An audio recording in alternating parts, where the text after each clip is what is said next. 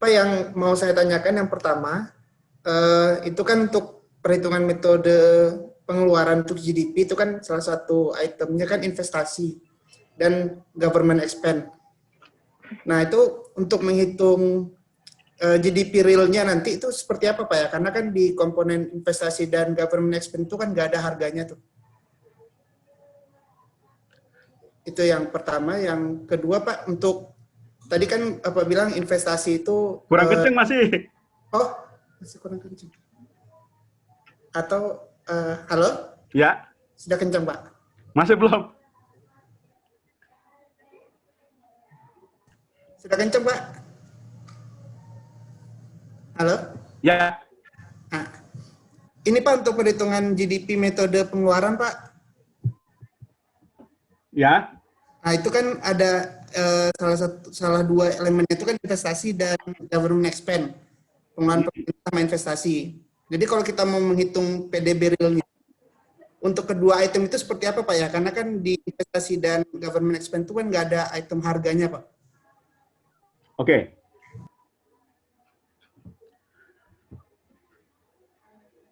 Kalau untuk investasi sebenarnya harganya ada, indeksan harganya ada, jadi bisa.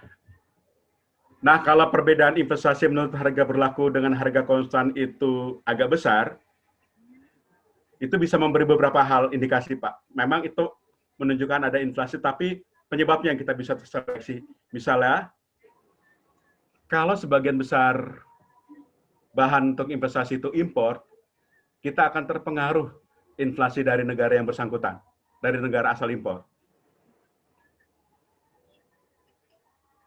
Nah, kalau untuk government expenditure memang itu ada perlakuan khusus. Jadi waktu kita ngitung government expenditure, kita hitung dari segi cost-nya aja, biaya produksinya berapa. Jadi berapa gaji yang dibayar untuk menghasilkan itu, karena government kan nggak ngitung profit ya, kebanyakan gitu. Nah, gini, mungkin Bapak nanti coba supaya nanti baca dulu, kalau nggak ngerti silakan tanya lagi ke saya lewat email atau WA. Coba lihat ketentuan perhitungan government expenditure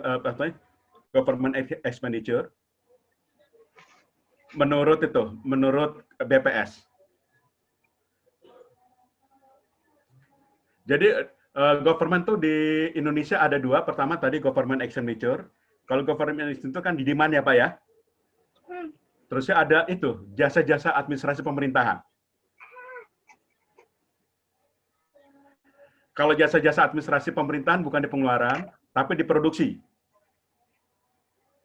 Nah, BPS mengeluarkan ketentuan perhitungannya. Nanti silakan tanya saya apa hal yang enggak itu ya. Tadi satu lagi apa mau nanyanya?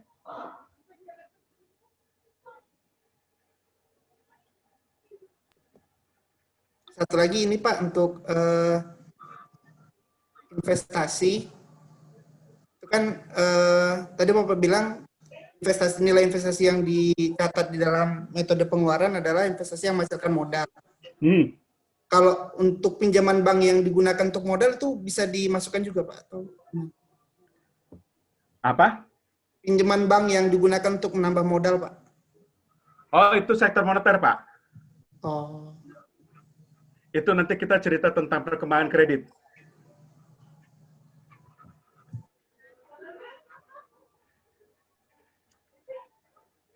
Ada lagi?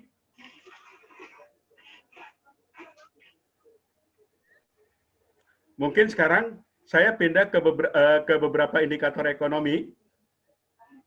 Saya mulai dengan pertumbuhan ekonomi dulu ya.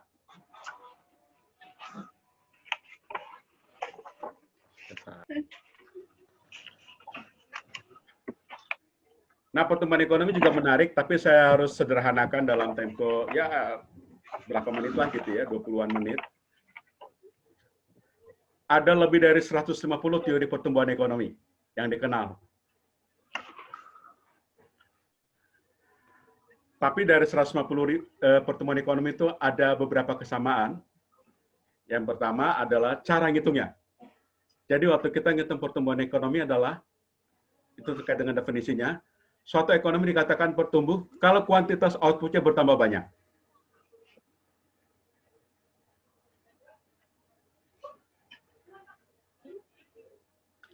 karena bicara kuantitas, tadi saya katakan, kalau kita hitung pertumbuhan ekonomi, kita pakai PDB harga konstan.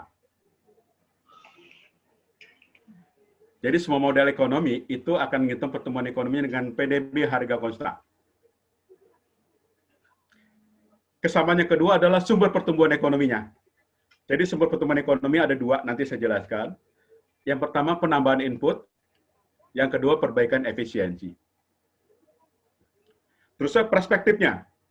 Jadi kita bisa melihat pertumbuhan ekonomi dalam jangka pendek dengan jangka panjang. Ya, ada beberapa konsep yang belum nyampe ke situ, tapi harus saya sampaikan. Dalam jangka pendek, pertumbuhan ekonomi bisa didorong dengan belanja, gampangnya gitu ya. Tapi dalam jangka panjang, sumber pertumbuhan ekonomi adalah kapasitas produksi. Jadi definisi ekonomi, pertumbuhan ekonomi yang digunakan kebanyakan, kalau untuk melihat apakah ekonomi akan modern apa enggak, adalah apakah kapasitas produksi bertambah apa enggak. Nah, bagaimana cara meningkatkan kapasitas produksi itu tadi? Kita bisa nambah input, bisa memperbaiki efisiensi. Salah satu cara melihat input bertambah apa enggak tadi, investasi bagaimana? Peranannya bagaimana? Kalau investasinya di bawah 5% atau di bawah 15% itu bahaya. Kapasitas produksi sulit untuk maju. Nah, waktu kita ngitung pertumbuhan ekonomi, sebenarnya kita ngitung kecepatan perubahan output agregat per periode waktu. Biasanya kita ngitungnya per tahun. Kita bisa ngitung pertumbuhan ekonomi di level provinsi, di level daerah, dan di level nasional. Di level nasional itu adalah PDB, harga konstan. Tapi di level provinsi dan kabupaten itu adalah PDRB, harga konstan, provinsi maupun kabupaten kota. Tadi saya katakan pertumbuhan ekonomi adalah kecepatan pertumbuhan output agregat per periode waktu menggunakan rumus sederhana seperti ini. Kita pindah ke slide berikutnya. Ini contoh ngitung pertumbuhan ekonomi. Kita punya data ekonomi Indonesia tahun 2016 sampai 2019. Ini data PDB kita, ada dua, PDB harga berlaku dan PDB harga konstan. Nah, yang dipakai untuk hitung pertumbuhan ekonomi adalah PDB harga konstan. Lihat tabel bawah, ya. Nah, Anda lihat angka pertumbuhannya tahun 2016 5,03 bacanya. PDB harga konstan tahun 2016 5,3% lebih tinggi dari PDB konstan PDB harga konstan di tahun 2015 ya. Jadi kuantitas agregatnya 5,03% lebih banyak. 2017 kuantitas output agregatnya tahun 2017 5,07% lebih banyak. Jadi kalau Anda lihat angka-angka ini menunjukkan kecepatan pertumbuhannya dibanding tahun sebelumnya. Apakah ini menggambarkan daya beli meningkat? Belum tentu. Kita harus bandingkan dengan pertumbuhan penduduk. Kalau pertumbuhan penduduk lebih rendah dari pertumbuhan ekonomi, daya beli naik. Misalnya, sekarang pertumbuhan penduduk kita 1,3%, tapi pertumbuhan ekonomi kita 5,03%. Pertumbuhan pendapat per kapita, cara ngitung paling gampang, pertumbuhan PDB dikurangi dengan pertumbuhan penduduk, jadi tumbuh 3,7. Karena itu kalau ada mengatakan, selama periode ini, atau selama periode reformasi, daya beli rakyat nggak meningkat, itu kurang tepat.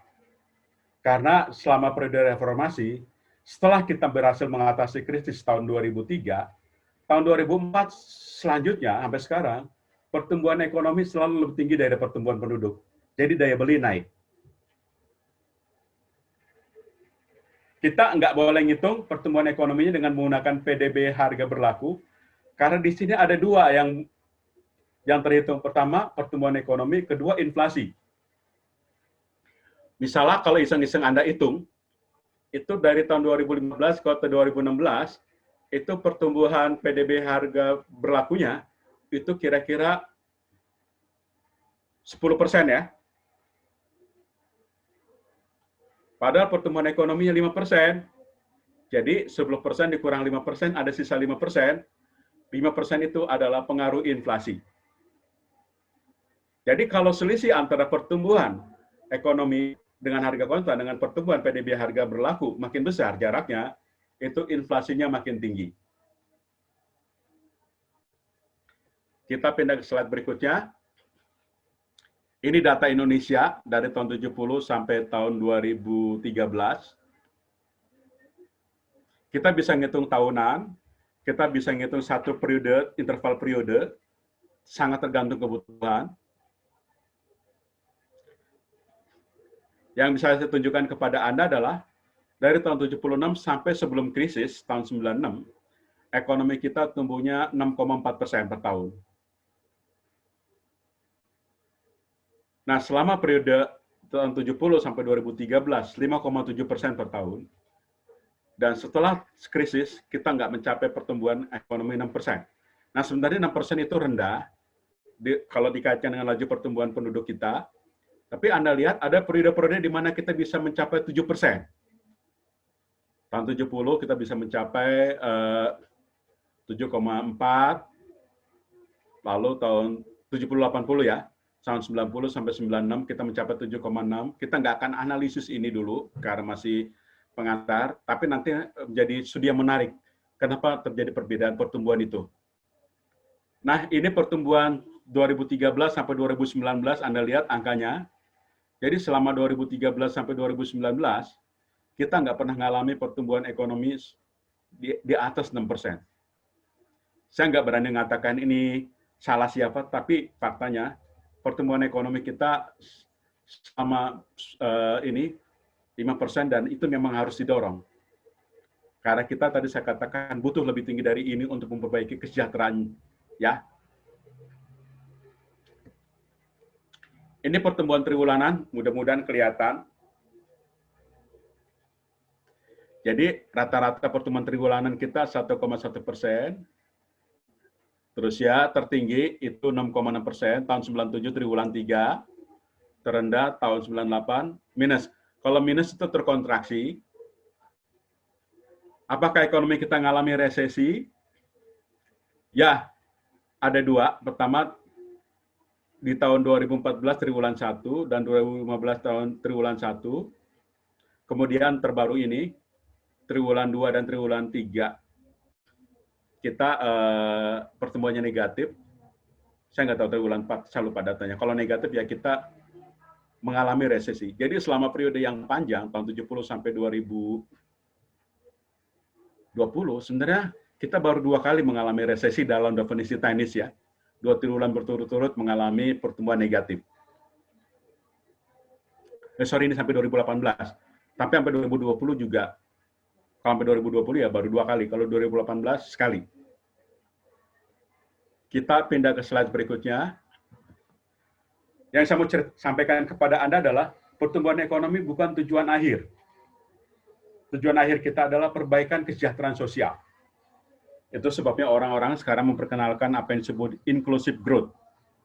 Jadi pertumbuhan yang memperbaiki pemerataan, pengurangan masalah gender, distorsi-distorsi yang nggak perlu, supaya welfare naik. Jadi pertumbuhan ekonomi hanya tujuan antara, tujuan akhirnya adalah perbaikan kesejahteraan sosial. Nah, ekonomi baru bisa tumbuh kalau produktivitas pekerja diperbaiki.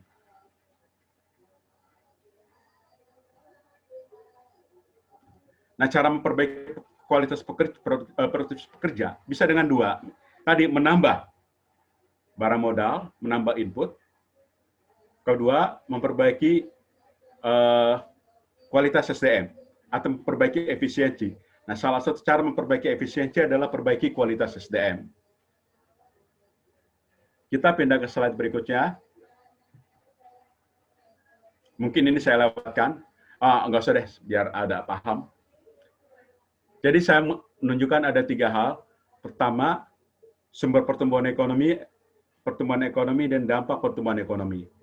Jadi pertumbuhan ekonomi yang berkualitas, itu sumber pertumbuhan ekonominya adalah peningkatan kapasitas produksi. Itu sebabnya kita dorong terus investasi dan perbaikan kualitas SDM.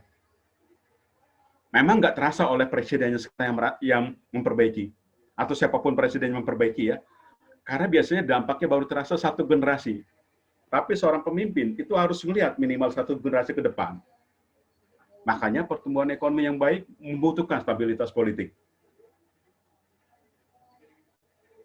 Jadi investasi itu, kalau investasi skala besar, tingkat pengembaliannya, payback periodnya butuh waktu minimal 15 tahun. Cuman ada satu investasi sih, nggak tahu disebut investasi apa enggak, yang balik modalnya cuma 1 hari dengan syarat tertentu, yaitu ojek payung ya. Hari ini beli ojek payung pagi-pagi, payung gede yang saya coba beli itu kemarin harganya, kalau payung kayak gitu bukan payung gratisan ya, 100.000 lah. Nah kalau hujan seharian, anak ini mangkal di pinggir jalan, hari itu balik modal gitu ya. Tapi kalau investasi skala besar, tadi butuh 20 tahun, 15 tahun, minimal 10 tahun. Ekonomi bisa saja tumbuh dengan rakyat yang lulus-lulus konsumsi. Dan kita sudah merasakan kan dengan adanya medsos segala macam, kadang-kadang saya ngelihat orang yang nggak saatnya ke situ paksakan diri. Gitu. Ya keponakan saya suka saya tegur juga sih, lu jangan kayak gitulah gitu. Selagi duit lu banyak, tabung dikit kenapa sih gitu. Karena jalan-jalan melulu gitu. Ya masih muda, masih binal ya. Gitu. Kenapa bisa jalan-jalan terus? Ya karena ada stimulannya. Kalau zaman saya masih kecil, karena Indonesia masih miskin, karena saya gede di Tanjung Priok, main ke Sampur aja, pantai laut udah seneng gitu. Tapi keponakan saya umur 21 udah ke Singapura. Kemudian, pertumbuhan ekonominya itu harus memenuhi 3 syarat. Pertama, lajunya di atas pertumbuhan penduduk. Stabil, jadi nggak tahun ini 5%, tahun depan negatif ya. Terusnya ekuitas, yang maksud dengan ekuitas itu adalah semua faktor produksi atau semua sektor yang berkepentingan tumbuh. Kita pernah ngalamin yang tumbuh cepat itu sektor pertambangan saja waktu harga minyak naik. Kita pernah ngalami juga yang tumbuh cuma sektor pertanian pada masa dulu-dulu. Kalau bisa tiga-tiganya. Lalu ekonomi tumbuh, dampak kesejahteraan sosial bagaimana? Pengurangan pengangguran, pengurangan kemiskinan, perbaikan gender, demokratisasi.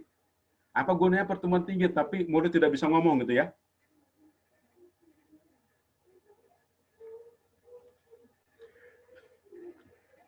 Nah, aspek kesejahteraan sosial ini bisa ada yang dihitung secara ekonomi, ada enggak. Tadi saya sudah sebut, misalnya dari ekonomi lepas dari kemiskinan, kepastian masa depan, kebebasan dan kemampuan memiliki, kesetaraan, keadilan, itu bisa dihitung indeksnya. Tapi ada beberapa hal yang Anda bisa sudah rasakan, misalnya kita termasuk orang beruntung di Indonesia karena kita sudah lepas dari kemiskinan ya. Saya pernah ngerasain miskin waktu baru lulus karena saya idealis. Bukan idealis lah, so tahu ya. Dulu begitu lulus dari UI, dari Fakultas Ekonomi, saya sebenarnya disuruh masuk ke beberapa kementerian. Mau nggak Kementerian Perdagangan? Karena skripsi saya tentang birokrasi, saya ditawarin masuk LAN juga. Lalu saya mau masuk nggak Kementerian Keuangan gitu. Terus ya saya ketemu Pak Radis Prawiro, karena adiknya saya kenal. Saya bilang, Pak, saya lulusan FE. Tanya konsultasi, Pak Radis suruh kamu masuk Bappenas, kenapa sih gitu? Ya, tapi ya karena saya bandel, saya pengen jadi orang kaya, saya jadi entrepreneur. Dapat bantuan dari orang banyak, karena saya cerita visi saya dapat bantuannya setara 3 miliar lah waktu itu. Jadi saya bikin program pengentasan kemiskinan. Yang miskin tambah 1, saya sendiri bangkrut saya. Di situ saya belajar bahwa entrepreneur itu bernilai karena saya gagal di situ ya. Waktu miskin tuh yang saya rasakan penderitaan luar biasa. Bukan soal nggak makannya, rasa malu. Jadi waktu orang miskin, saya ngerasakan penderitaan terbesar mereka bukan dimakan, tapi harga diri. Itu sebabnya kalau kita bisa lepas dari kemiskinan, welfare kita naik. Kepastian masa depan. Anda kalau sudah berpendidikan tinggi, masa depan Anda jauh lebih baik daripada orang yang tidak berpendidikan. Kemudian non-ekonomi misalnya kualitas demokrasi, kesetaraan gender, terjaminnya hak asasi manusia. Nggak boleh hari ini bilang pemerintah brengsek, biasanya hilang gitu ya, kayak di Uni Soviet dulu gitu. Kita pindah ke slide berikutnya. Nah, saya mulai menunjukkan hubungan antara PDB, pertumbuhan ekonomi dengan tingkat kesejahteraan. Jadi ini saya pakai data agak yang lama, nggak apa-apa karena yang penting kita lihat substansinya. Wilayah di dunia ini dibagi menjadi beberapa wilayah, yaitu daerah negara berpendapatan rendah, miskin, menengah, dan tinggi. Jadi Anda lihat datanya, jumlah penduduk dunia ini data tahun 2004, itu 6 miliar, 6,3. Nah, yang berada di negara miskin 2,33, negara menengah 3,0, negara berpendapatan tinggi 1,1 miliar lebih ya, lebih dikit. Nah, dari negara berpendapat tinggi, saya ambil satu contoh, Amerika Serikat, jumlah penduduknya 294 juta waktu itu, negara berkembangnya Indonesia 218. PDB per kapitanya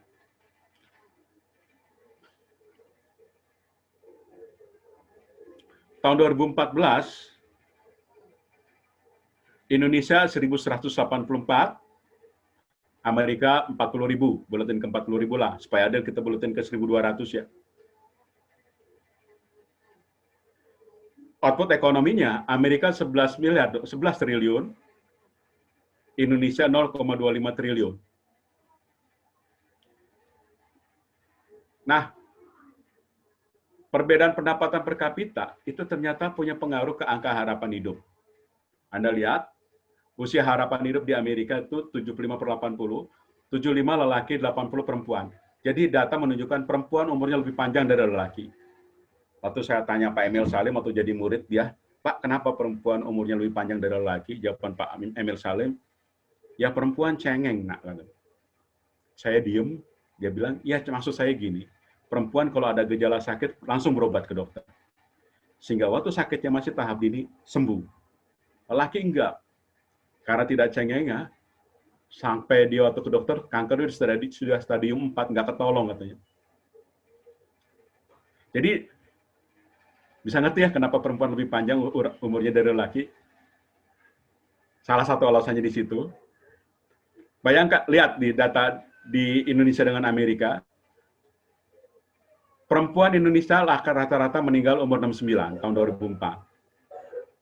Tapi perempuan Amerika 80. Lelaki di Indonesia rata-rata meninggal umur 65.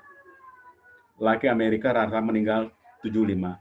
Nah, salah satu negara yang paling panjang umurnya adalah Jepang, rata-rata umur 75 masih muda banget kelihatannya. Kalau kita lihat ke periode sebelumnya, datanya nggak ada di sini. Misalnya, tahun 70-an, orang Indonesia rata-rata meninggal umur 52. Yang lelaki, perempuan 57. Di Afrika, rata-rata lelaki meninggal umur 47, perempuan 52. Nah, pada abad-abad sebelum Masehi, itu rata-rata lelaki meninggal umur 40. Itu sebabnya zaman dulu lelaki suruh menikah muda. Karena cepat banget meninggal ya. Nah, setelah ada revolusi peradaban lah, di abad 19, baru tingkat kelahiran tinggi sekali. Dulu tingkat pertumbuhan penduduk dunia 0,0025%. Karena lahir mati, entah karena perang, entah karena sakit ya. Tapi dengan teknologi, dengan peradaban yang makin maju, umur makin panjang. Lalu tingkat kematian ibu per 100.000 kelahiran hidup. Jadi salah satu resiko bagi perempuan adalah meninggal waktu melahirkan. Dan itu ukuran kesejahteraan. Anda lihat negara miskin, 659 wanita meninggal pada saat untuk setiap 100.000 kelahiran pada saat melahirkan. Negara Amerika cuma 17 dari 100.000. Negara Indonesia lebih rendah dari negara berkembang yang lainnya. Kita 230 ya. Jadi Anda lihat datanya, makin baik pendapatan per kapitanya, ada kecenderungan welfare makin bagus. Nah, saya bisa terjemahkan ke dalam bentuk grafik. Lihat yang berikutnya. Anda lihat grafik sebelah kiri.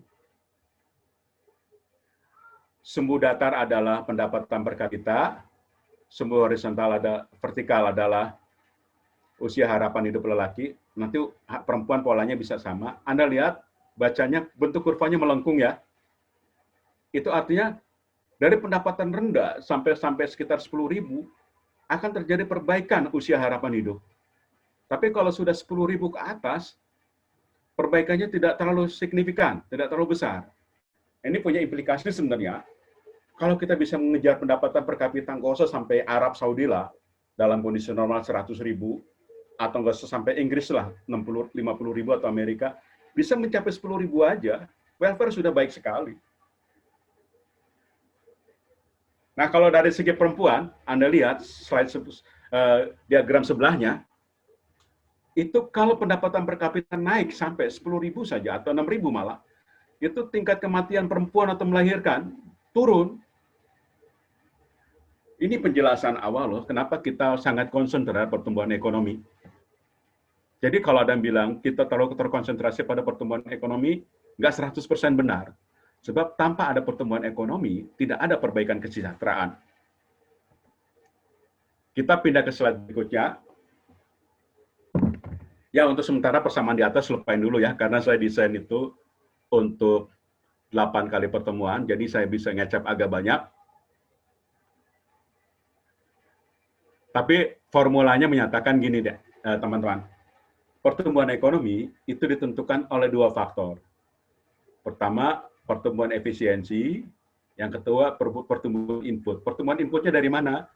Pertumbuhan barang modal dan pertumbuhan tenaga kerja. Nah, barang modalnya berasal dari mana? Barang modalnya berasal dari investasi.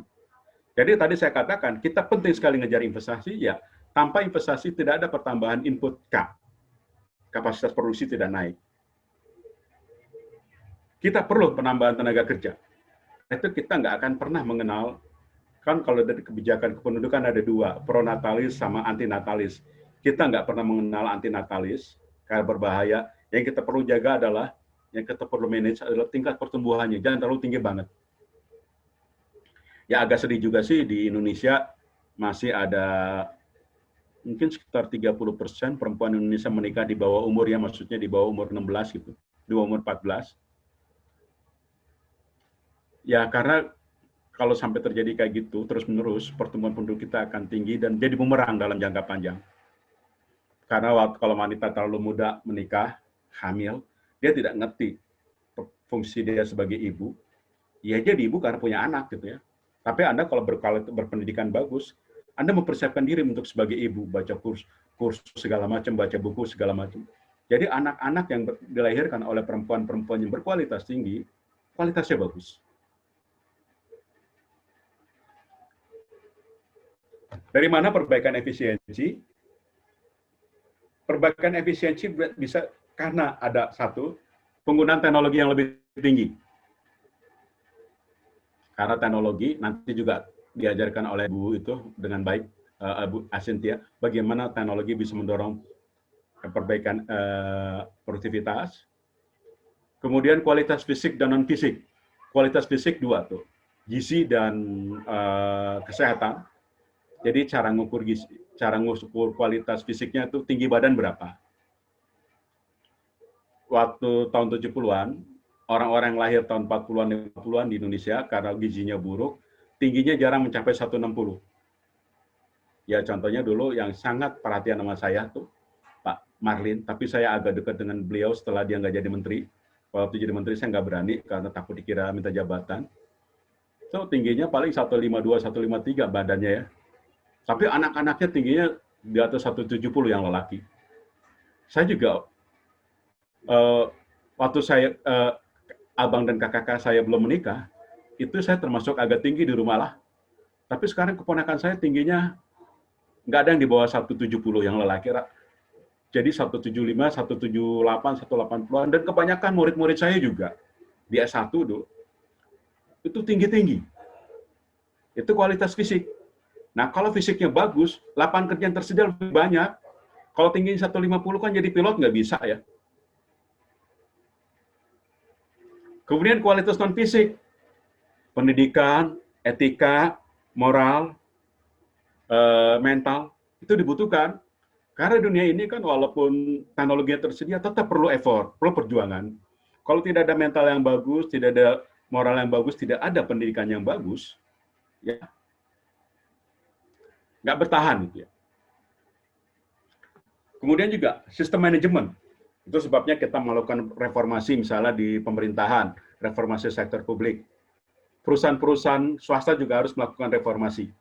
Anda kan yang perusahaan swasta mengenalkan corporate good governance, yang ini diadaptasi ke pemerintahan good governance ya.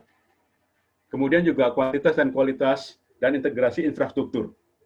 Tanpa ada infrastruktur yang berkualitas baik, jumlah memadai, dan terintegrasi, kita tidak bisa melakukan perbaikan efisiensi. Itu sebabnya di daerah-daerah yang infrastrukturnya jelek, pertumbuhan ekonominya lambat, malah stagnan. Sambil contoh, ada 2 wilayah yang peninggalan arkeologinya besar untuk periode yang sama. Itu periode Hindu-Buddha. Jawa Tengah, di mana ada 3 candi besar, Candi Prambanan, Ratu Boko, tambah Candi Borobudur.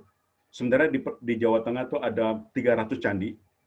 Terusnya, Anda yang di Riau pasti tahu Muara Takus. Di situ ada candi juga. Kemudian Jambi, Muaro Jambi. Lalu di Sumatera Utara, itu di Sumatera Selatan bagian atas itu ada candi-candi. Ada yang bilang itu sisa Majapahit. Tapi kenapa candi-candi ini nggak bisa jadi potensi pariwisata? Sedangkan Candi Borobudur, Candi Prambanan, itu potensi wisatanya besar. Dan wisatawan lokal yang berkunjung ke 3 candi itu 10 juta orang setahun. Paling nggak 8 juta. Wisatawan asingnya itu sekitar 600 ribu lah. Jadi provinsi yang banyak kedatangan wisatawan asing setelah Bali dan Nusa Tenggara adalah Jawa.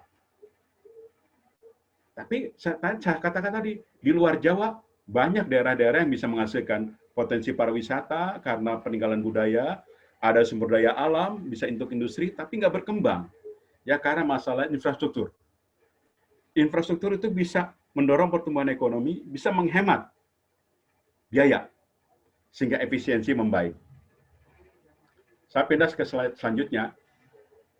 Nah, biasanya kita memberi ilustrasi pertumbuhan ekonomi dengan menggambarkan production possibility frontier. Ya tadi ya kalau Bu Asintia bisa masuk duluan, saya nggak perlu jelasin ini. Jadi ini cara bacanya gini. Kita pengen lihat berapa sih jumlah produksi yang bisa dihasilkan dari sejumlah input tertentu. Dan jumlah itu adalah jumlah yang efisien. Nah, itu kita bicara production possibility frontier. Asumsinya kita anggap sementara outputnya cuma 2, X dan Y. Inputnya juga cuma 2, barang modal dan tenaga kerja. Nah, jumlah input tidak bisa ditambah, tidak bisa berubah, tidak ada kemajuan teknologi, dan full employment, artinya full employment tidak ada faktor produksi yang nganggur. Jadi Anda lihat sekarang, ada kurva kuning yang membelok. Nah, kurva kuning ini disebut dengan PPF, Production Possibility Frontier, atau ada juga PPC, Production Possibility Curve. Jadi artinya, kurva titik-titik sepanjang garis kuning adalah titik-titik kombinasi produksi yang efisien dengan teknologi yang ada dan tidak ada pengangguran. Anda lihat di sini, titik potong kurva kuning dengan sumbu Y, itu adalah berapa jumlah Y maksimal yang dihasilkan. Kalau seluruh input dipakai untuk produksi Y. Titik potong kurva kuning dengan sumbu horizontal, sumbu horizontal itu menunjukkan berapa maksimal X yang bisa dihasilkan jika seluruh input dipakai untuk memproduksi X. Nah, kalau produksi di bawah kurva kuning itu tidak efisien. Contohnya di titik C, karena bisa didorong ke atas atau ke samping. Ini memberi sinyal kepada kita awalnya kenapa kita tidak ingin pengangguran. Karena pengangguran itu menyebabkan welfare-nya tidak tinggi. Welfare maksimal adalah kalau produksi di sekitar garis kuning. Saya lanjutkan. Makna lebih jauh saya nggak mau bahas dulu. Nanti minta tolong Ibu Asintia ya. Saya lanjutkan.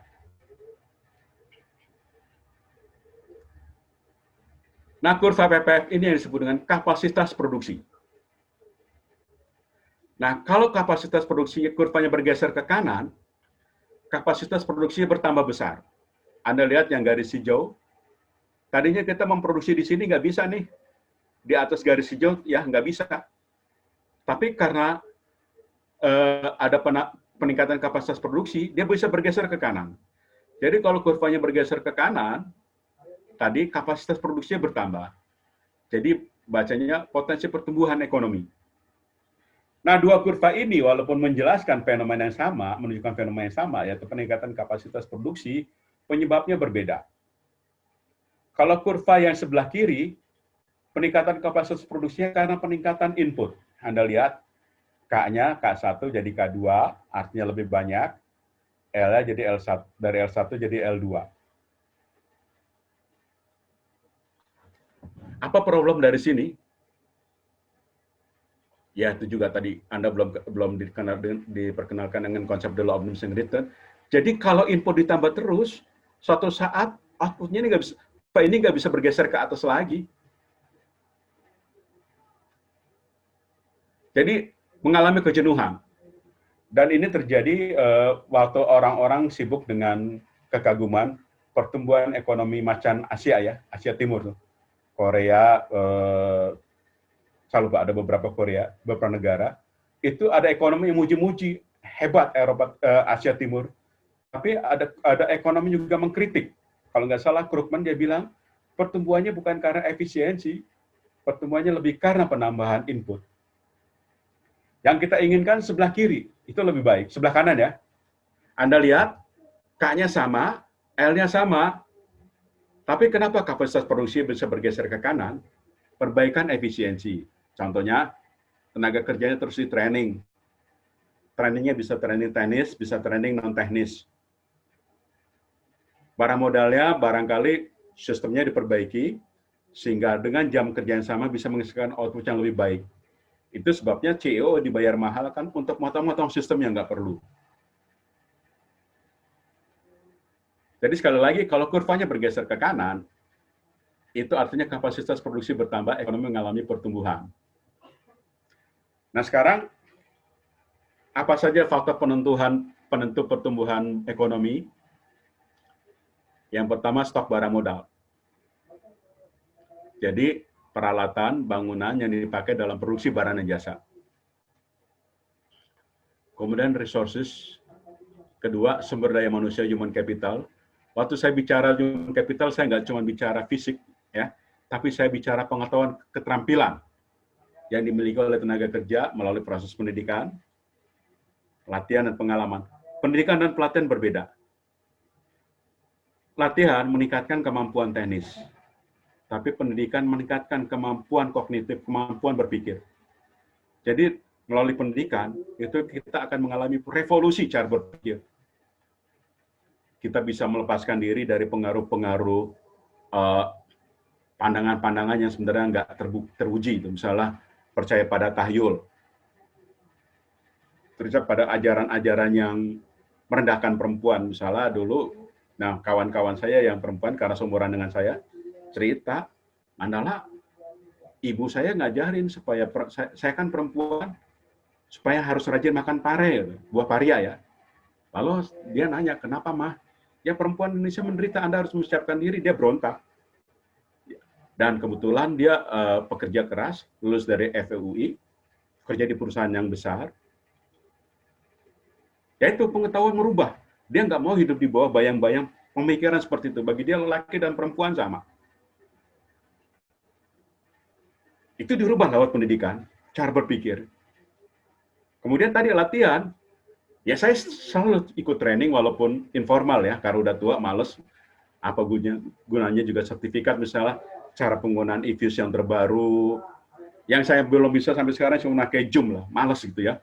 Tapi kata teman saya sih, kata yang bantu, manalah belajar sebentar, nggak sampai 1 jam bisa. Iyalah, saya males lah gitu.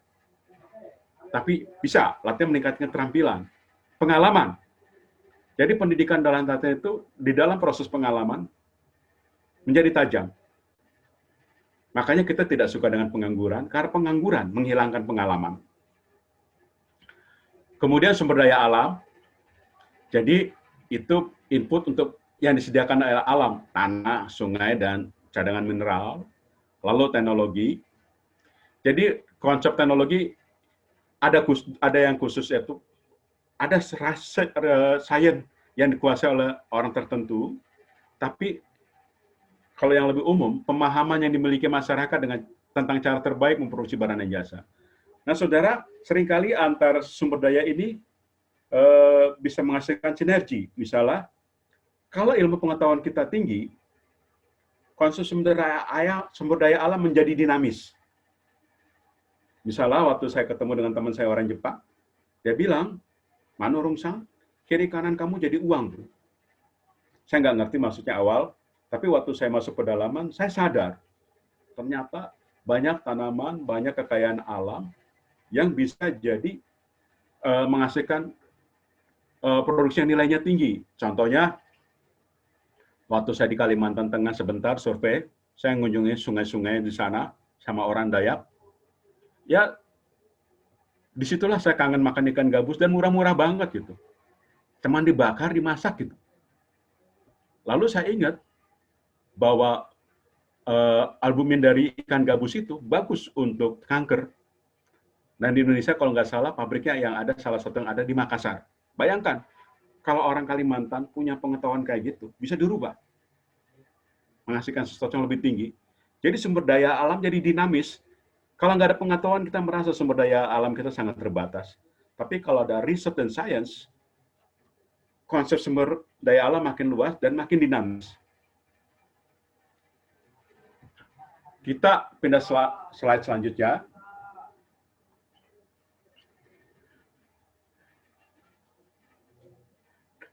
Pertumbuhan ekonomi bisa saja terjadi tanpa campur tangan pemerintah, tapi pengalaman-pengalaman negara lain itu menunjukkan kita harus ada campur tangan pemerintah. Contohnya gini, Amerika Serikat.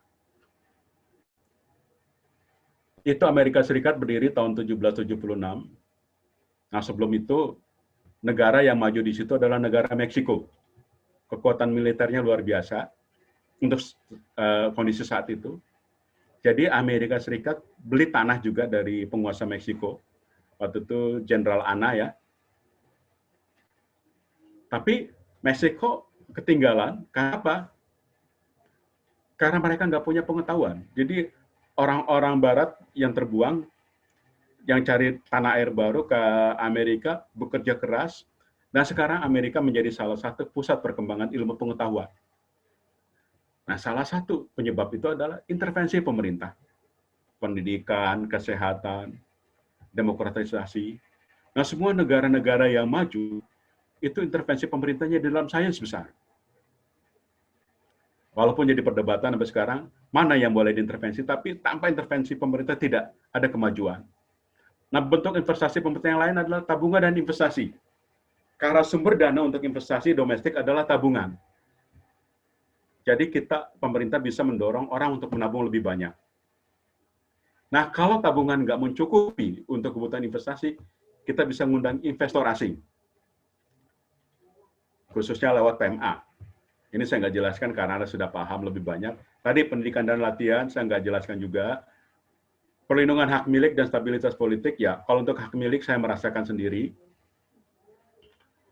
Buku pengantar ekonomi saya ada 3 bersama almarhum Mas Pratama, itu dipakai di seluruh Indonesia, tapi royalti yang kami terima dari 4 atau 5 buku, itu 1 tahun masing-masing nggak nyampe 20 juta. Karena 90% beli bajakan ya.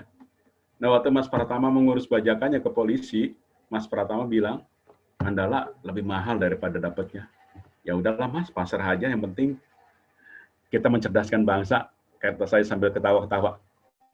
Belum lagi teman-teman saya jadi penyanyi kan juga kekayaannya berkurang gara-gara banyak beli CD bajakan. Mungkin Anda juga pernah beli software bajakan. Ingatlah, itu melanggar HAM sebenarnya ya. Tapi nggak apa-apa lah kadang-kadang itu. Terusnya perdagangan internasional. Kita nggak boleh sinis terhadap perdagangan. Karena perdagangan salah satu cara utama untuk berinteraksi dengan orang lain, dengan negara yang lain, dan itu menajamkan efisiensi kita. Justru dengan perdagangan kita tahu bakat kita apa, sehingga kita spesialisasi di situ. Kemudian penelitian dan pengembangan, ini juga saya nggak akan bahas terlalu banyak karena Anda S1-nya pasti sudah tahulah baca-baca koran tentang ini. Yang berikutnya yang sekarang dilupakan itu pertumbuhan penduduk. Tadi saya katakan, kita tidak bisa pakai kebijakan antinatalis. Kita tidak boleh ada pertumbuhan penduduk. Ini terjadi di Cina, tahun 80-an, Cina karena pertumbuhan penduduknya tinggi dan jumlah penduduknya banyak, dia perketat. Tapi tahun 2000, sebenarnya 2010-an, Cina udah mulai kesulitan, kekurangan tenaga kerja baru di industri menggantikan tenaga kerja yang lama karena pembatasan. Satu generasi yang lalu. Nah, di Indonesia, sebenarnya waktu zaman Pak Harto, kita sudah mulai mengarah kepada yang benar. Waktu Pak Harto belum jadi presiden, pertumbuhan penduduk kita masih tinggi, masih mendekati 2%. Tapi setelah dia menjelang dia jatuh, tahun 94, pertumbuhan penduduk kita turun, sudah menjadi 1,1%. Dan ini bagus, ini kita selama zaman dia, kita menghemat 90 juta penduduk. Ini yang memungkinkan kita bisa memperbaiki welfare, meningkatkan kualitas penduduk. Tapi setelah reformasi, pertumbuhan penduduk kita tinggi lagi. Sekarang kalau nggak salah 1,3%. Dengan jumlah penduduk sekarang 270 juta, itu artinya setiap tahun 4 juta bayi yang lahir. 80% penduduk Singapura. Waktu baru lahir mah lucu ya, kita pegang-pegang pipinya segala macam, kita gendong-gendong. Tapi umur 15 tahun kalau nggak disiapkan dengan baik jadi masalah. Karena mereka akan masuk pasar tenaga kerja ya. Kualitas mereka jelek. Kalau pertumbuhan terlalu tinggi, satu rumah tangga punya anak tidak mungkin meningkatkan kualitas atau kecil kemungkinan meningkatkan kualitas SDM. Nah, karena itu kadang-kadang setelah Anda belajar ini, kita bisa paham entah negara manapun juga kenapa pemerintah menempuh kebijakan-kebijakan yang saya sampaikan tadi, ya karena untuk menstimulir pertumbuhan ekonomi, walaupun saya sampaikan, pertumbuhan ekonomi itu bukan tujuan akhir, tujuan akhirnya welfare.